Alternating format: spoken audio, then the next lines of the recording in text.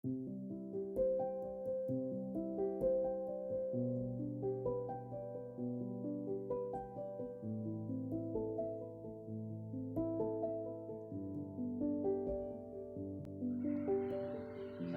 Pak, kabarnya Pak? Ya Pak, saya di sini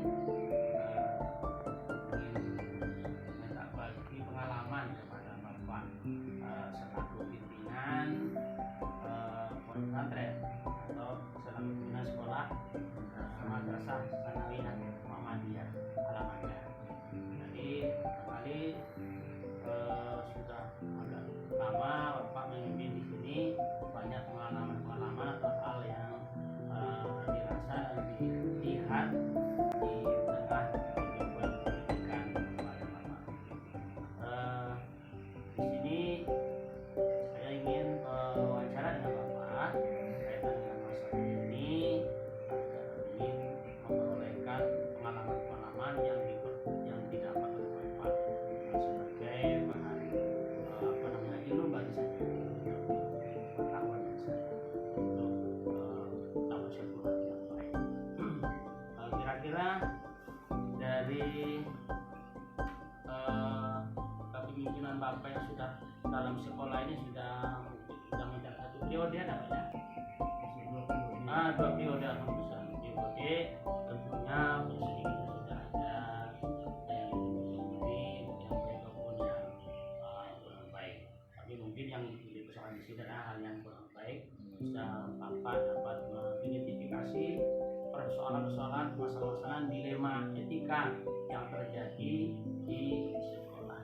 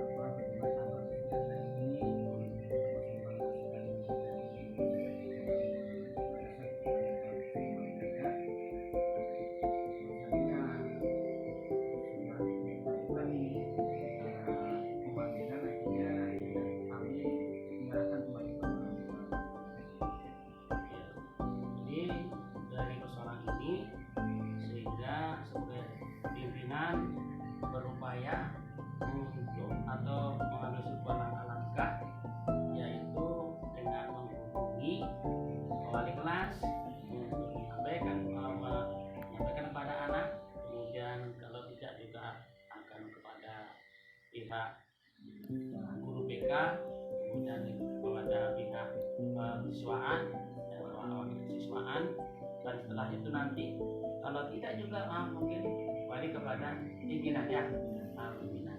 Jadi kira-kira dari upaya yang sudah dilakukan oleh pimpinan terhadap bawahannya yang seperti itu, kira-kira yang sudah dilakukan upayanya itu dari setiap komponen yang ada di situ, atau jadi pendekatannya kira-kira kemana?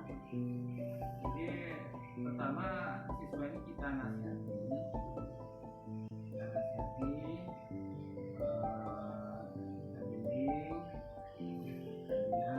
Ya, kemudian setelah itu ya kemampuan kita. ya, Kadang faktor kenakalan atau kejiwaan kita ini disebabkan oleh siswa itu sendiri. ya, Itu barangkali karena pelampiasan kekecewaan yang mereka alami dari rumah tangga, orang tua yang cerai, orang tua yang tidak pernah memperhatikan anak tersebut, ya dalam pelampiasan yang mereka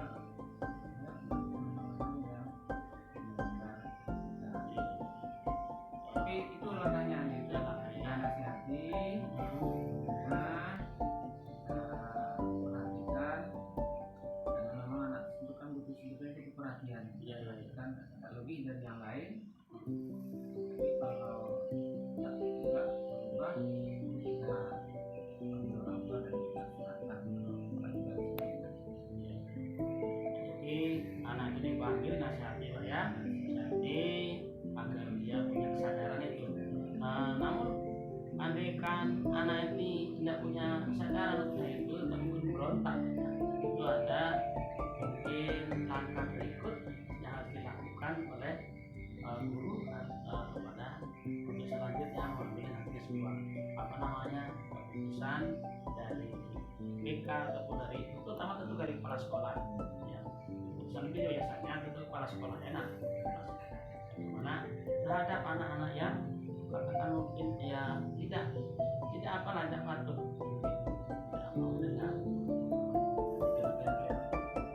Tadi seperti yang saya sebutkan, ketika kita sudah menasihati anak ini, sudah kita perhatikan, sudah kita bimbing, sedemikian rupa, tapi tidak juga ada perubahan, tentu kita panggil orang tuanya lagi. Ya. Mana anak ini di rumah, apakah tidak perubahan mereka ini karena faktor di rumah? Kita panggil orang tua, kita saudara diskusi orang tua, kita sama dengan orang tua. Kemudian kita lihat perkembangan selanjutnya. Kembali kita ulangi lagi, kita nasihati lagi anak tersebut. Orang tua juga diharapkan nanti di rumah memberi nasihat, membimbing, memperhatikan anak ini, tapi tidak juga berubah. Kita panggil lagi orang tua untuk kedua kalinya. Gimana nih Bu, Pak, anak kita kok belum berubah? Kita di sini sudah berusaha membinanya, sudah membimbingnya, sudah memperhatikannya, tapi kok tidak berubah juga. Apa masalahnya? Dan kalau ternyata orang tua sudah angkat tangan, menyerah, ya berarti kita pun tidak bisa berbuat apa-apa. Orang tua saja sudah menyerah, apalagi kita yang hanya sekian jam bersama mereka. Jadi akhirnya kita pun menyerahkan anak tersebut kepada orang tuanya, dan terpaksa kita keluarkan. Jadi kalau memang benar-benar anak itu tidak dengar kata-kata begitu karena salah dari guru, dari ibu BK, dari sekolah, kemudian setelah ada upaya ya, atau langkah dilakukan langkah mungkin akhir dilakukan oleh kepala sekolah memanggil orang tuanya untuk bersinergi bekerjasama dalam mengatasi persoalan ini, tidak juga mungkin selesai, maka langkah selanjutnya adalah anak-anak di belakang Pak.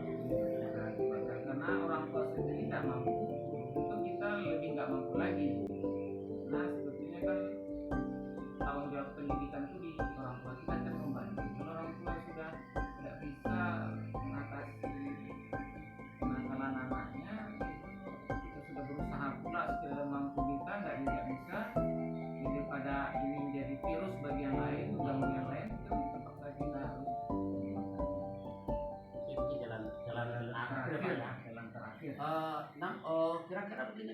umpamanya kalau kita kaitkan dengan kurikulum merdeka ya Pak, itu kan kita ada istilahnya punya beban.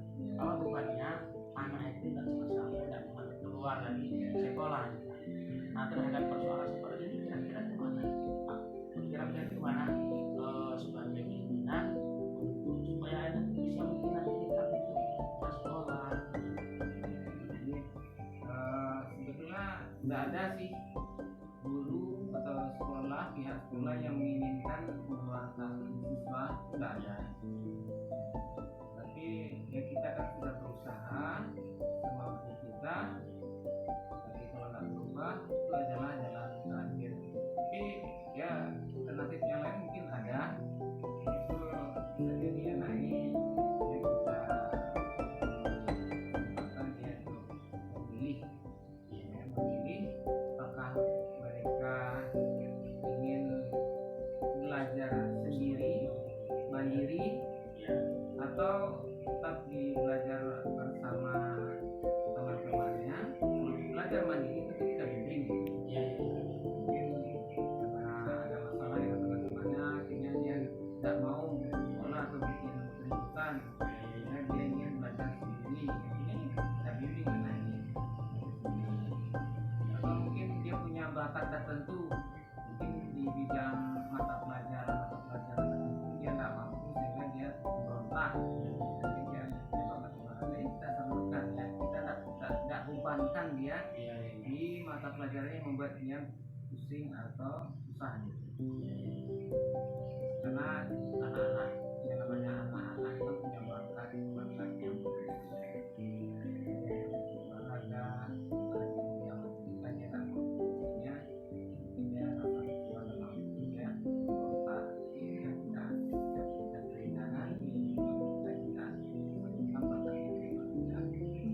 jadi anak-anak yang tadinya mungkin nggak mau belajar, mau menjadikan pada persoalan-persoalan ini susah, materi ikutan segala macam, maka akan mungkin menjadi guna kepada teman-teman yang lain yang konsentrasi tidak ada, artinya berusaha untuk berbagai macam usaha dilakukan mungkin berhasil, sampai kepada orang tua bisa berhasil. Ada bagi masing-masing ada keinginan untuk mengupayakan anak itu bisa tetap belajar Pak ya, Tetap sekolah di sekolah ya, kaitan mungkin dengan apa yang sekarang TNM seperti itu ya. Jadi artinya juga dengan apa maunya anak untuk bisa Iya, belajar, apa tetap maunya. belajar ya, supaya jangan Mereka- sampai terputus sekolah gitu ya. Kalau memang mereka nggak mau belajar ini, yang penting mereka duduk manis saja, ya apa maunya, selagi tidak mengganggu dan tidak membuat keributan, ya silakan aja duduk manis saja. Misalnya di ketika mereka tidak selamat pendidikan, duduk manis saja, dengar dulu. Kalau ada tugas dikerjakan semampunya. Kita nggak kasih beban mereka di bidang di mana mereka itu merasa tertekan. Yang penting mereka tetap mau sekolah. Jadi itu sebuah keputusan yang bisa dilakukan oleh sekolah Pak ya, sebagai pimpinan terhadap siswa yang mengalami hal seperti itu. Dan kan merupakan sebuah apa tuh, sebuah tantangan yang dihadapi oleh sekolah terhadap persoalan yang kayak ini.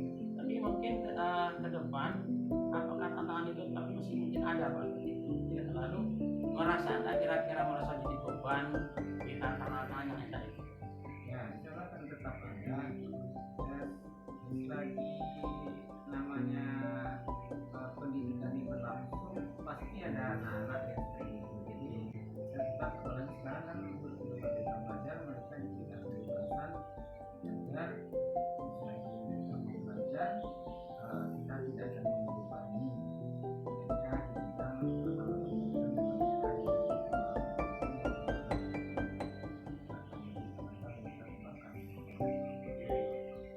Jadi ada upaya lagi, itu ada upaya istilahnya upaya jangka pendek dan jangka panjang. panjang. Ya, jangka pendeknya bagaimana anak-anak itu bisa nanti belajar, anak-anak itu yang mungkin tidak mau, mana mungkin sudah tidak bisa lagi dibina ya bagaimana apa yang bagusnya gitu Pak ya.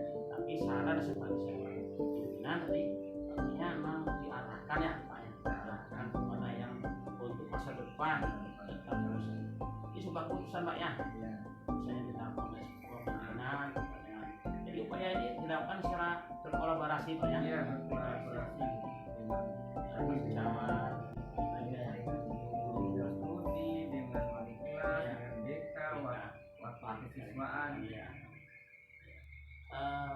Kemudian dari persoalan yang seperti ini yang mungkin bukan sekali dua kali Pak ya, mungkin ya karena sudah lama mungkin sering, tetapi mungkin ada momen tersendiri untuk bisa ini yang lebih besar yang bisa kita atasi, atau yang kecil saja tidak perlu diatasi Pak, yang besar besar saja.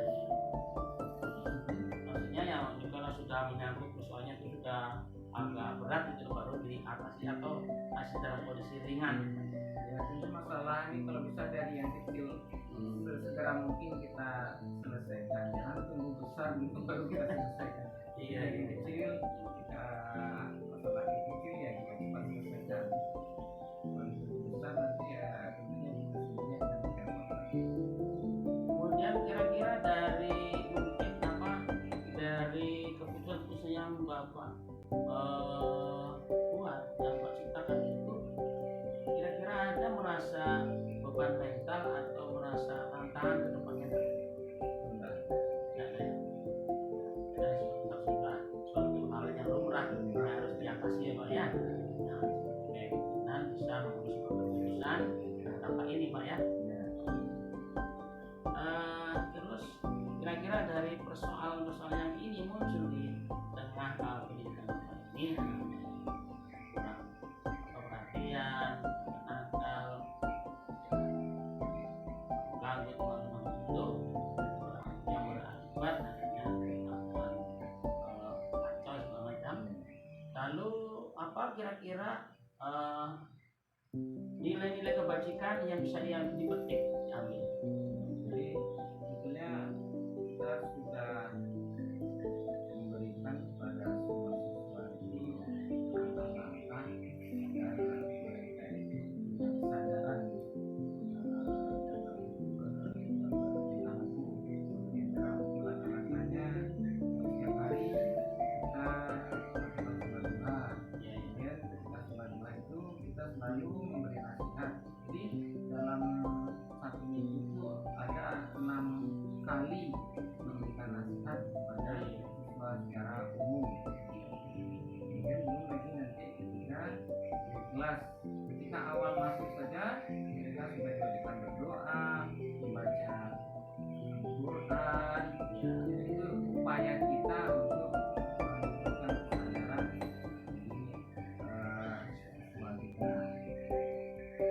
Ya, terima kasih Pak atas berbagi pengalaman dan ilmunya dalam mengatasi persoalan-persoalan atau nilai-nilai etika moral yang ada di tengah kehidupan. Dari permasalahan dilema etika ini, apa yang menjadi sebuah pelajaran dari persoalan yang muncul? Terima kasih. Jadi dari permasalahan-permasalahan yang terjadi ada beberapa hal yang bisa kita petik pembelajarannya. Yang pertama sekali bahwasanya kasus-kasus yang terjadi di madrasah yang menyangkut kenakalan siswa